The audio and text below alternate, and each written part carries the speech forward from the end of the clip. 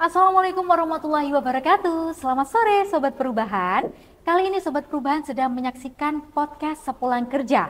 Podcast ini merupakan inisiasi dari Agen Perubahan Kanwil DJBC Jawa Timur 1.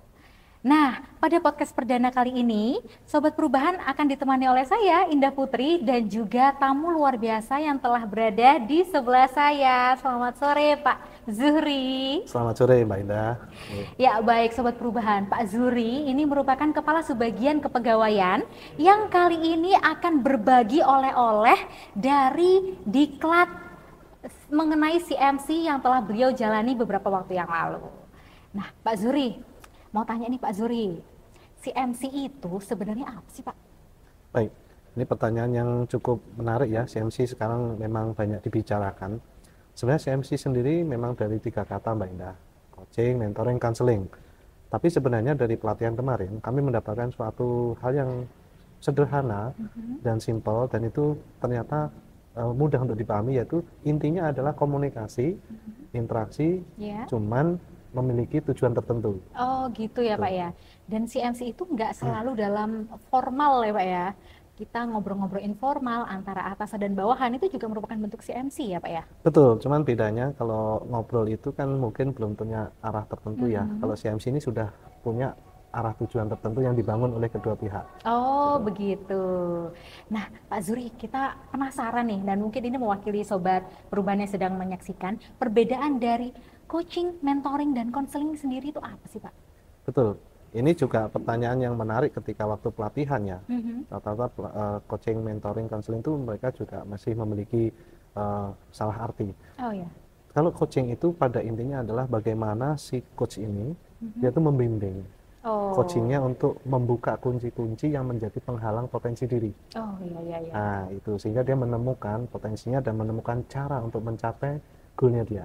Iya. Sementara mentoring itu dilakukan oleh seorang yang lebih profesional kepada orang yang belum terlalu profesional dalam ini, sehingga si menti ini bisa nanti melakukan apa yang dilakukan oleh si profesional tersebut. Dalam hal ini mentor. Oh berarti Pak ya, kalau kita bisa simpulkan antara coaching dan mentoring itu, coaching lebih ke mendampingi begitu ya Pak ya? Betul. Kalau mentoring lebih ke ya mentor sebagai orang yang lebih tahu, mengajari yang belum tahu, seperti itu ya Pak ya? Betul. Di dalam coaching tidak boleh mendikte, tapi si coach akan menemukan sendiri apa yang harus dia lakukan melalui kesadaran dia. Oh menarik. Selanjutnya untuk Yang konseling. terakhir Mbak Indah, konseling.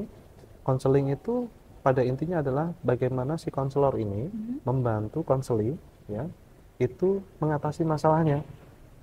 Yang dalam hal ini lebih dipengaruhi karena adanya gangguan psikologis, atau mungkin ya mental yang sedikit mungkin agak ada keluhan seperti itu. Goalnya sama, dia akan mampu mengatasi masalahnya tersebut sehingga dia bisa bekerja sebagaimana yang lain dengan baik gitu, ya. Pak ya. Jadi kalau permasalahan yang dialami itu bukan hanya masalah mental, tetapi mungkin terkait pekerjaan gitu Pak, mungkin ada suatu konflik dengan teman-temannya, dengan pejabat yang lain, itu juga bisa melalui konseling ya Pak ya? Bisa, sepanjang dia terpengaruh psikologisnya, maka itu ruangnya adalah konseling.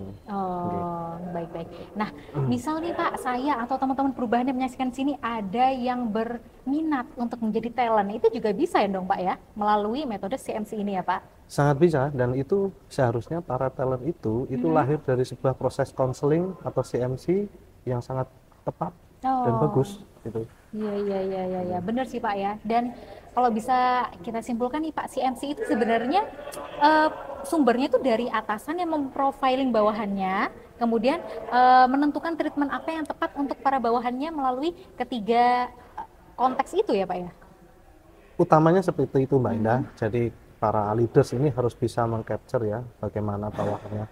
Tapi dalam prakteknya dari staf atau bawahan ini juga dia memiliki ruang yang nyaman untuk menyampaikan ke leaders bagaimana dia harus mengungkapkan potensi-potensinya, dan mungkin selama ini dia tidak tahu bagaimana potensi itu bisa digali lebih lanjut. Iya, menarik nih Sobat Perubahan.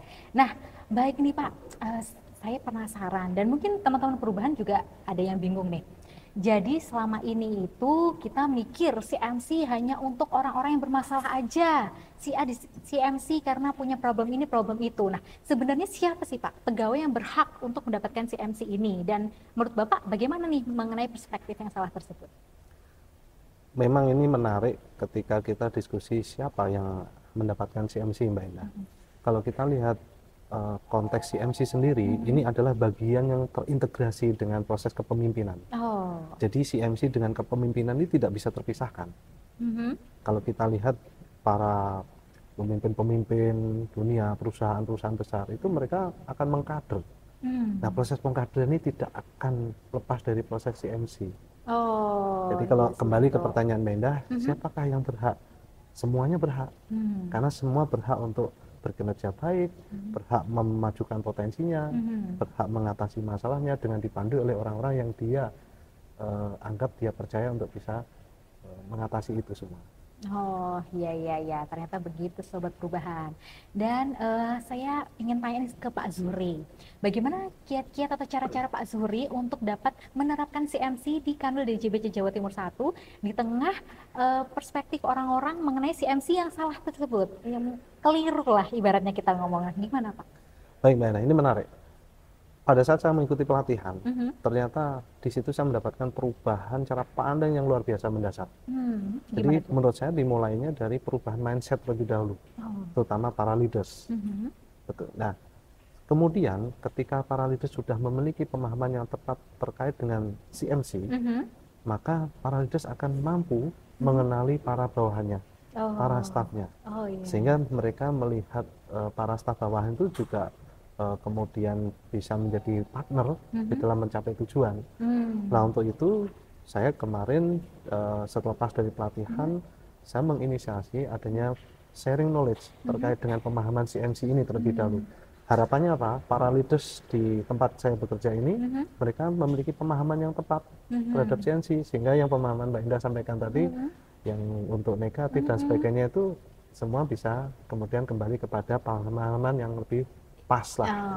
Iya, benar. Jadi kita pahamkan dulu leadersnya gitu Pak ya, kemudian leadersnya ya akan menerapkan ke bawahan-bawahannya. Betul. Gitu. Dan tidak menutup kemungkinan nanti juga kita akan sampaikan ke para bawahan juga bahwa CMC itu bukanlah kemudian hal yang negatif. Tidak perlu khawatir, tidak perlu takut atau mungkin malah resisten. Tidak, justru itu adalah suatu hal yang positif gitu Mbak Indah. Betul, sangat membuka wawasan nih ngobrol-ngobrol kita bersama Pak Zuhri hari ini. Nah begitu Sobat, ada lagi mungkin Pak? Oh sebentar Sobat Perubahan, saya jadi lupa nih untuk nawarin Pak Zuhri minum. Pak, diminum dulu dong Pak, sepertinya sudah ngobrol banyak nih Pak. Makasih Mbak Indah. Nah, seger ya, sore-sore pulang kerja kita ngobrol hal-hal yang bermanfaat sambil minum, sambil rileks seperti ini. Dan tentunya Sobat Perubahan, apa yang telah disampaikan Pak Zuhri tadi dapat kita ambil benang merahnya bahwa CMC itu bukan merupakan hal yang negatif, bukan hanya untuk pegawai-pegawai yang bermasalah, tetapi CMC itu merupakan suatu metode untuk dapat meningkatkan kemampuan atau mungkin kompetensi dan potensi diri yang belum diketahui oleh teman-teman semua agar dapat dibantu membuka kuncinya satu persatu gitu. Baik, sekali lagi kami ucapkan terima kasih kepada Pak Zuhri yang telah meluangkan waktu untuk ngobrol-ngobrol bersama kita di sini, berbagi oleh-oleh dari Diklat CMC-nya. Kami ucapkan juga terima kasih kepada Sobat Perubahan yang telah hadir untuk menikmati podcast kita di sore hari ini. Saya Indah Putri, selaku host kali ini undur diri. Terima kasih, sampai jumpa di podcast Sepulang Kerja selanjutnya. Assalamualaikum warahmatullahi wabarakatuh.